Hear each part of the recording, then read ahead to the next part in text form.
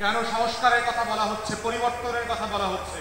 আপনারা যারা নেতৃবৃন্দ এসছেন সারা বাংলাদেশ থেকে, আপনাদের আজকের প্রধানতম কাজ হচ্ছে এবি পার্টির এই নতুন রাজনীতিটাকে ধারণ করা, এই রাজনীতিটাকে অন করে বোঝার চেষ্টা করা যে আপনি আপনার জনগোষ্ঠীকে, আপনার মহল্লাবাসীকে, আপনার গ্রামের মানুষকে আপনি এই রাজনীতি সম্পর্কে কিভাবে বোঝাবেন। এবং সেই রাজনীতির কথাই আমরা গত 5 বছর থেকে বলে আসছি। আপনারা যদি গণ অভ্যুত্থানের স্লোগানগুলো দেখেন, প্রতিটা দেয়াল লিখন দেখেন, এই 6 কোটি তরুণ, 6.5 কোটি তরুণরা গত জুলাই এবং আগস্টে যে এই গণ অভ্যুত্থানের আকাঙ্ক্ষার কথা রক্ত দিয়ে দিয়ে দেয়ালে দেয়ালে লিখেছে, আর 4 থেকে 5 বছর আগ থেকে শুরু করে জন আকাঙ্ক্ষার বাংলাদেশ এবি পার্টি যে কথাগুলো বলেছে, এই কথার ভিতরে কোনো ফারাক নাই। এবি পার্টি গণ অভ্যুত্থানের নায়ক, এইটা আপনাদেরকে বুঝতে হবে। বাংলাদেশে গণ অভ্যুত্থানের ভাষা তৈরি করেছে এবি পার্টির নেতৃবৃন্দ। জন আকাঙ্ক্ষার বাংলাদেশ, দেয়ালে দেয়ালে প্রত্যেকটা স্লোগান এবি পার্টি এই জাতির তরুণদেরকে শিখিয়েছে।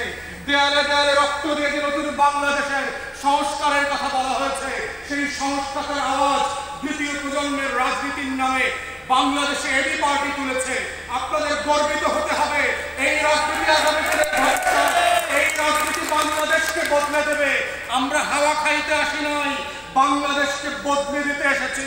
আপনারা যারা এসছেন পাড়া, মহল্লা, গ্রাম, ইউনিয়ন, পৌরসভা, জেলা এবং উপজেলায়, কানাচে কানাচে বাংলাদেশের ইতিহাস বদলে দেব। বাংলাদেশের ইতিহাস বদলে দেওয়ার জন্য এবি পার্টির জন্ম হয়েছে।